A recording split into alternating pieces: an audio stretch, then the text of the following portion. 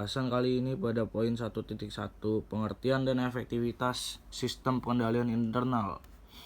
Apa yang dimaksud pengendalian internal?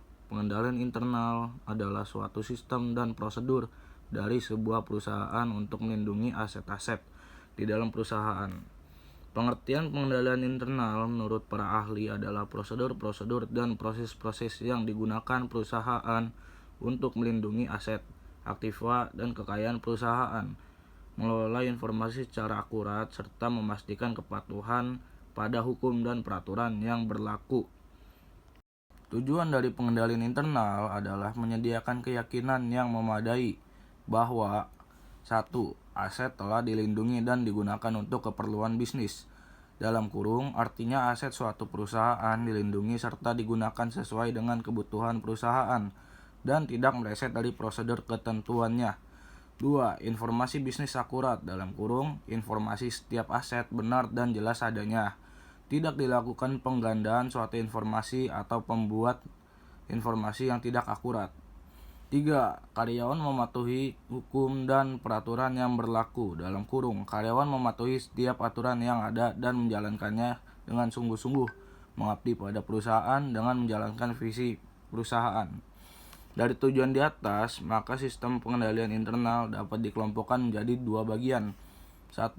Pengendalian internal akuntansi. Dalam kurung, internal accounting control.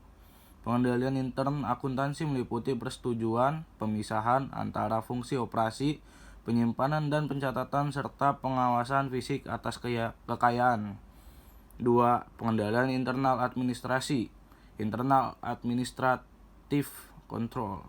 Pengendalian intern administrasi meliputi peningkatan efisiensi usaha dan mendorong dipatuhinya kebijakan pimpinan, misalnya analisis statistik, studi waktu dan gerak, program pelatihan, dan pengendalian mutu kegiatan perusahaan. Pihak-pihak yang bertanggung jawab terhadap sistem pengendalian internal. Semua pihak di dalam perusahaan bertanggung jawab penuh atas pelaksanaan sistem pengendalian internal. Secara struktural, pihak-pihak yang bertanggung jawab dan terlibat langsung dalam perancangan dan pengawasan sistem pengendalian internal meliputi Chief Executive Officer, CEO, dan Chief Financial Officer, CFO, lalu Controller atau Director of Accounting and Financial, dan yang terakhir Internal Audit Committee. Unsur-unsur sistem pengendalian internal terdiri dari struktur organisasi yang memisahkan tanggung jawab fungsional secara tegas, sistem wewenang dan prosedur pencatatan yang memberi perlindungan terhadap unsur-unsur laporan keuangan yang terdiri dari aktiva, utang, pendapatan, dan biaya. Praktik yang sehat dalam pelaksanaan tugas dan fungsi setiap unit. Karyawan bermutu sesuai dengan tanggung jawabnya. Komponen-komponen pengendalian internal. Terdapat 5 komponen pengendalian internal menurut Amin Wijaya Tunggal, yaitu 1. Meliputi lingkungan pengendalian internal atau control environment. Lingkungan pengendalian merupakan dasar untuk semua komponen pengendalian internal atau merupakan fondasi dari komponen lainnya. Meliputi beberapa faktor meliputi A. Integritas dan etika. B. Komitmen untuk meningkatkan kompetensi. C. Dewan komisaris dan komite audit.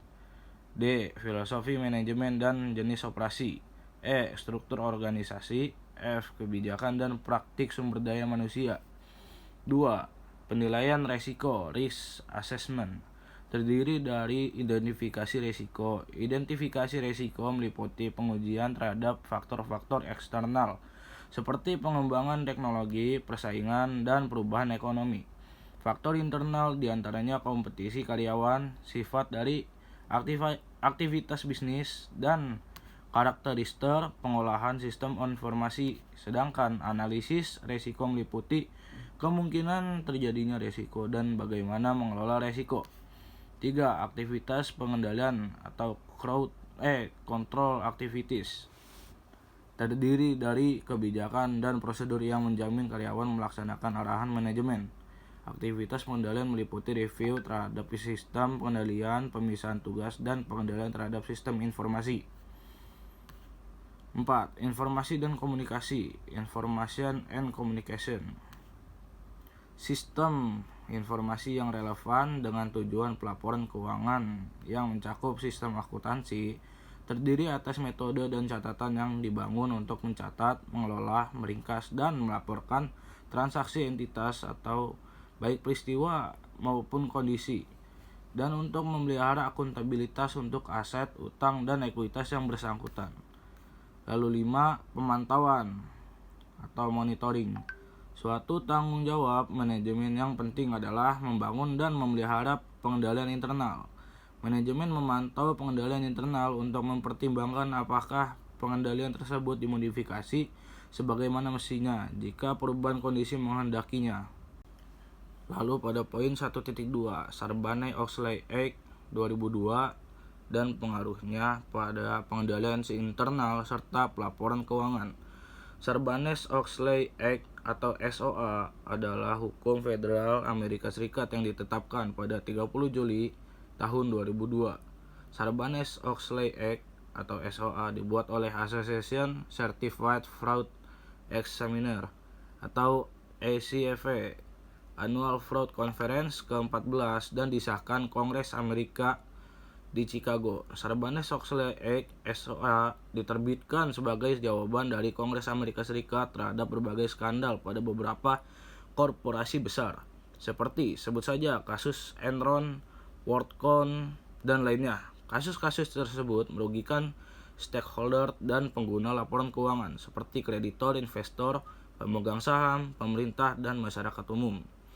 Peraturan ini diharapkan dapat membawa dampak positif bagi stakeholder dan berbagai profesi.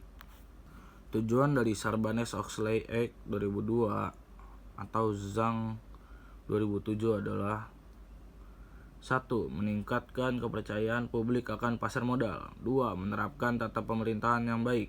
3. Menyediakan akuntabilitas yang lebih baik dengan membuat manajemen dan direksi bertanggung jawab akan laporan keuangan.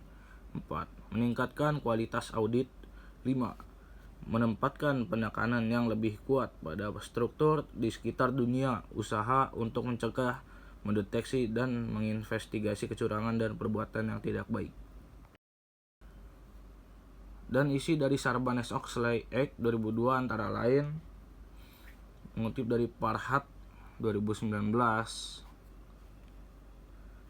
Membentuk Independent Public Company Board untuk mengawasi audit terhadap perusahaan publik. 2. Mensyaratkan salah seorang anggota komite audit adalah orang yang ahli dalam bidang keuangan. 3. Mensyaratkan untuk melakukan full disclosure kepada para pemegang saham berkaitan dengan transaksi keuangan yang bersifat kompleks. 4. Mensyaratkan Chief Executive Officer atau CEO dan Chief Financial Officer atau CFO perusahaan untuk melakukan sertifikasi tentang validasi pembuatan laporan keuangan perusahaannya. 5. Melarang kantor akuntan publik di tawaran jasa lainnya, seperti melakukan konsultasi ketika mereka sedang melaksanakan audit pada perusahaan yang sama. Hal ini untuk menghindari adanya benturan kepentingan atau conflict of interest. 6. Mensyaratkan adanya kode etik terdaftar pada Securities and Exchange Commission atau SEC untuk para pejabat keuangan financial officer. Ancaman hukuman 10 tahun penjara untuk pelaku kecurangan wire and mail fraud. 7. Mensyaratkan mutual fund profesional untuk menyampaikan suaranya pada wakil pemegang saham, sehingga memungkinkan para investor untuk mengetahui bagaimana saham mereka berpengaruh terhadap keputusan. 8. Memberikan perlindungan kepada individu yang melaporkan adanya tindakan menyimpang pada pihak yang berwenang. 9. Mensyaratkan nasihat hukum perusahaan untuk mengungkap adanya penyimpangan kepada pejabat senior dan kepada dewan komisaris. Jika perlu, penasihat hukum tersebut berhenti untuk bekerja sama dengan perusahaan jika manajer senior tersebut mengabaikan laporannya. Dampak positif Sarbanes-Oxley. Undang-undang Sarbanes-Oxley telah memberikan dampak yang signifikan dan beragam pada dunia korporat, lingkungan regulasi, dan pasar keuangan secara keseluruhan selama 22 tahun terakhir. 1. Peningkatan tata kelola perusahaan. SOS telah menghasilkan praktik tata kelola perusahaan yang lebih kuat. Dewan direksi lebih independen dan aktif dalam mengawasi manajemen. Dan komite audit lebih tekun dalam mengawasi pelaporan keuangan dan proses audit. 2. Peningkatan pelaporan keuangan dan transparansi. Laporan keuangan menjadi lebih handal dan transparan sehingga investor lebih yakin akan keakuratan informasi keuangan yang dilaporkan. 3. Kepercayaan investor yang kembali. Dengan mengatasi penipuan perusahaan dan meningkatkan akurasi pelaporan keuangan, SOS telah membantu memulihkan dan menjaga kepercayaan investor di pasar modal. 4. Peningkatan akuntabilitas. Para eksekutif senior bertanggung jawab secara pribadi atas keakuratan laporan keuangan, sehingga mengurangi kemungkinan pelaporan yang curang. 5. Penguatan pengendalian internal. Perusahaan telah berinvestasi secara signifikan dalam meningkatkan sistem pengendalian internal mereka. Memperkuat pengendalian internal, Sarbanes-Oxley telah mengurangi resiko penipuan dan kesalahan pelaporan keuangan sehingga meningkatkan kepercayaan investor. 6. Pembentukan PCAOB. Pembentukan Badan Pengawas Akuntansi Perusahaan Publik atau PCAOB telah meningkatkan kualitas audit. Pengawasan PCAOB telah membuat perusahaan akuntansi publik bertanggung jawab terhadap standar audit yang lebih tinggi, yang didukung oleh tindakan penegakan hukum atas ketidakpatuhan terhadap peraturan. Dampak negatif Sarbanes-Oxley. Seperti halnya peraturan lainnya, SOS memiliki beberapa dampak negatif yang nyata. Dampak-dampak utamanya meliputi 1. Meningkatnya biaya kepatuhan. Kepatuhan Sarbanes-Oxley, khususnya pengendalian SOS 404, telah menjadi beban yang besar bagi perusahaan, terutama perusahaan yang lebih kecil. Perusahaan yang lebih besar mungkin mengeluarkan biaya dalam kisaran jutaan dolar. Perusahaan yang lebih kecil seringkali menghabiskan ratusan ribu dolar setiap tahunnya untuk menjaga kepatuhan. 2. Beban administrasi. Beban administratif yang rumit terkait kepatuhan SOS telah menjadi tantangan bagi perusahaan yang menyebabkan peningkatan beban kerja bagi manajemen dan staf. 3. Dampak pada perusahaan kecil. Perusahaan yang lebih kecil menghadapi tantangan yang tidak proporsional dan mematuhi SOS 404 karena keterbatasan sumber daya dan sistem pengendalian internal yang kurang canggih. 4. Potensi pengurangan pengambilan risiko. Pensyaratan yang ketat dan pengawasan yang ketat di bawah SOS mungkin telah menyebabkan perusahaan menjadi lebih menghindari risiko, sehingga berpotensi mengurangi inovasi dan aktivitas kewirausahaan. Masa depan SOS akan dibentuk oleh lingkungan bisnis yang terus berkembang. Beberapa trennya meliputi kemajuan teknologi, meningkatnya ketergantungan pada teknologi dan otomatisasi. Pelaporan keuangan menimbulkan risiko baru. Fokus pada ESG. Investor, pemangku kepentingan, dan konsumen semakin memperhatikan tindakan lingkungan, tata kelola, dan sosial atau ESG dari berbagai organisasi. Komisi Sekuritas dan Bursa atau ESC telah mengadopsi aturan pengungkapan ESG yang disebut sebagai SOX sifikasi. ESG mengungkapkan ini memerlukan penilaian terhadap pengendalian ESG untuk memberikan jaminan kepada manajemen bahwa pelaporan ESG akurat. Lalu poin 1.3, pengendalian terhadap penerimaan dan pembayaran kas. Penerimaan kas perusahaan berasal dari dua sumber utama, yaitu penerimaan dan penjualan tunai dan penerimaan kas dari piutang atau dari penjualan secara kredit. Sedangkan pengeluaran kas pembayaran kas dalam perusahaan dilakukan dengan menggunakan cek kecuali untuk pembayaran dalam kecil. Biasanya dilaksanakan melalui dana kas kecil. Dana kas kecil merupakan uang kas yang disediakan untuk membayar pengeluaran yang jumlahnya relatif kecil dan tidak ekonomis bila dibayar dengan cek.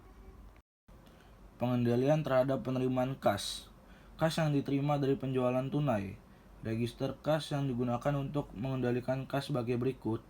1. Di awal dari setiap giliran kerja, masing-masing staf di kasir diberi uang kas yang telah ditentukan jumlahnya sebagai saldo awal dan disimpan dalam laci sebagai uang kembalian untuk pelanggan dan kadang-kadang disebut uang atau dana kembalian.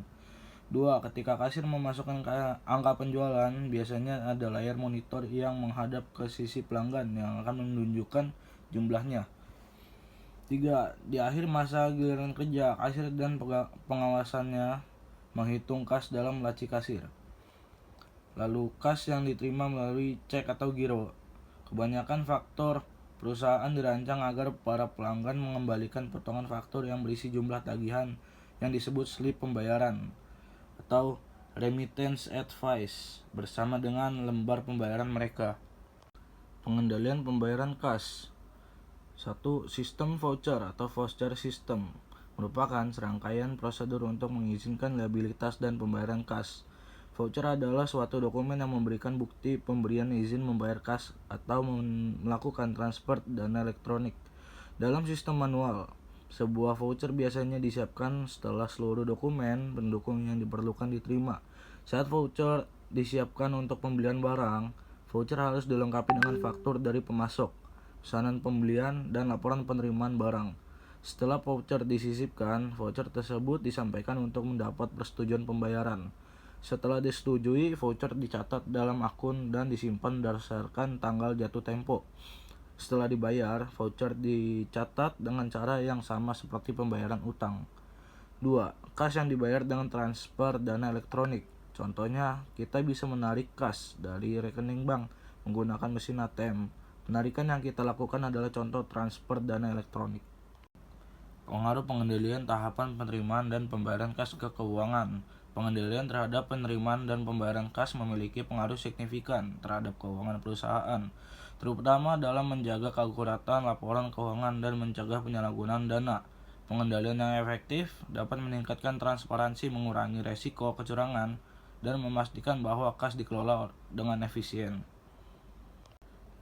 Pada poin 1.3, bagaimana pengendalian atas penerimaan dan pengeluaran berjalan. Sarbanes-Oxley Act atau SOX 2002 merupakan respons terhadap serangkaian skandal keuangan yang mengguncang pasar saham dan mengurangi kepercayaan publik terhadap laporan keuangan perusahaan. Undang-undang ini menetapkan standar yang lebih ketat untuk pengendalian internal, termasuk pengendalian atas penerimaan dan pengeluaran kas. Tujuan utama dari SOX adalah untuk meningkatkan transparansi dan akuntabilitas dalam laporan keuangan serta mencegah kecurangan. Pengendalian penerimaan kas. Penerimaan kas adalah salah satu aspek penting dalam laporan keuangan. SOX mengharuskan perusahaan untuk menerapkan pengendalian internal yang efektif dalam pencatatan penerimaan kas. Beberapa pengaruh SOX terhadap pengendalian penerimaan kas meliputi: 1. Pemisahan tugas. SOX mendorong perusahaan untuk memisahkan tugas antara karyawan dan yang menerima kas, yang mencatat transaksi, dan yang menyetorkan uang ke bank. Hal ini mengurangi resiko kecurangan di mana satu individu memiliki kontrol penuh atas seluruh proses penerimaan. 2. Pencatatan segera. Setiap penerimaan kas harus dicatat segera dalam sistem akuntansi. SOX menekankan pentingnya dokumentasi yang tepat untuk setiap transaksi sehingga memudahkan audit dan verifikasi. 3. Audit internal. SOX mewajibkan perusahaan untuk melakukan audit internal secara berkala untuk memastikan bahwa prosedur penerimaan kas diikuti dan tidak ada penyimpangan dari kebijakan yang ditetapkan. Audit ini membantu mendeteksi potensi kecurangan atau kesalahan dalam pencatatan.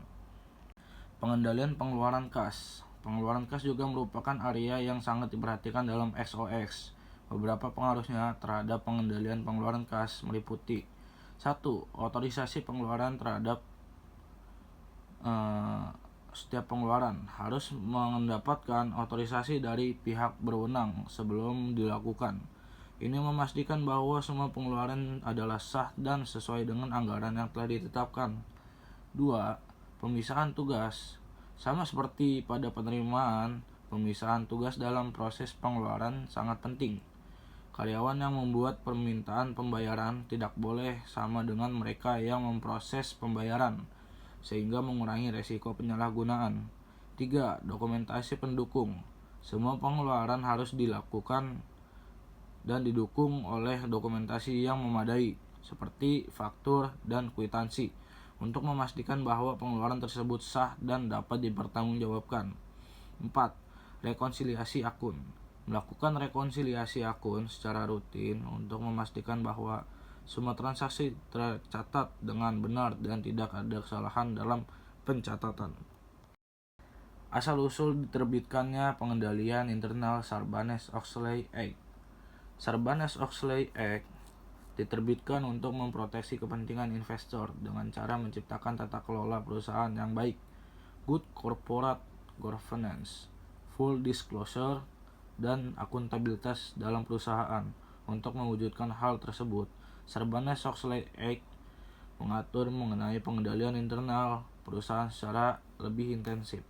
Sarbanes-Oxley Act merupakan sebuah undang-undang yang dirancang setelah terjadinya skandal korporasi besar di Amerika Serikat. Skandal tersebut menyebabkan kerugian miliaran dolar bagi investor karena runtuhnya harga saham perusahaan yang terpengaruh ini mengguncang kepercayaan masyarakat terhadap pasar saham. Semua skandal ini merupakan contoh tragis bagaimana kecurangan fraud schemes berdampak sangat buruk terhadap pasar, stakeholder, dan para pegawai. Dengan diberlakukannya Undang-Undang Sarbanes-Oxley Act diharapkan dapat membawa dampak positif bagi berbagai profesi, antara lain akuntan publik bersertifikat atau CPA, kantor akuntan publik atau KAP, dan perusahaan yang memperdagangkan saham listed di bursa termasuk direksi. Contoh penerapan, sebuah perusahaan publik di AS seperti PT Telekomunikasi Indonesia Tbk menerapkan prinsip-prinsip Sarbanes-Oxley Act dengan serius setelah undang-undang ini diberlakukan. Mereka melakukan audit internal secara berkala dan memastikan bahwa semua penerimaan dan pengeluaran kas dicatat dengan akurat serta sesuai prosedur. Hasilnya, perusahaan ini mampu meningkatkan kepercayaan investor dan pemangku kepentingan lainnya terhadap laporan keuangannya. Sarbanes-Oxley Act dianggap sebagai salah satu hukum yang paling penting sepanjang sejarah yang mempengaruhi perusahaan publik yang terdaftar di Bursa Efek New York atau NYSE. Seksi 404 Sarbanes-Oxley Act atau SOX adalah peraturan yang mengharuskan manajemen untuk membuat laporan tahunan tentang pengendalian internal. Dan sekian, cukup sampai di sini. Bila ada salah kata dan kata-kata yang tidak mengenakan, mohon dimaafkan.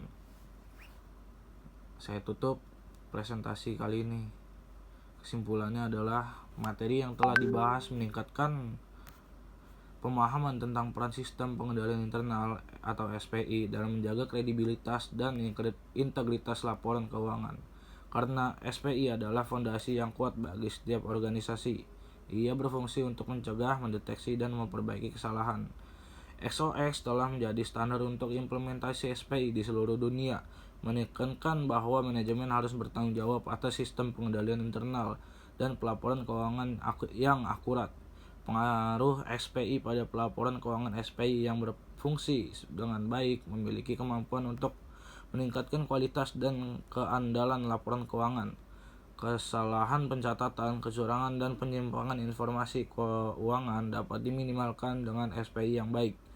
Pengendalian penerimaan dan pengeluaran. Bagian ini menekankan betapa pentingnya menjalankan kontrol transaksi kas yang ketat. Perusahaan dapat memastikan bahwa semua transaksi telah dicatat dengan benar dan sesuai dengan prosedur melalui pengendalian yang baik.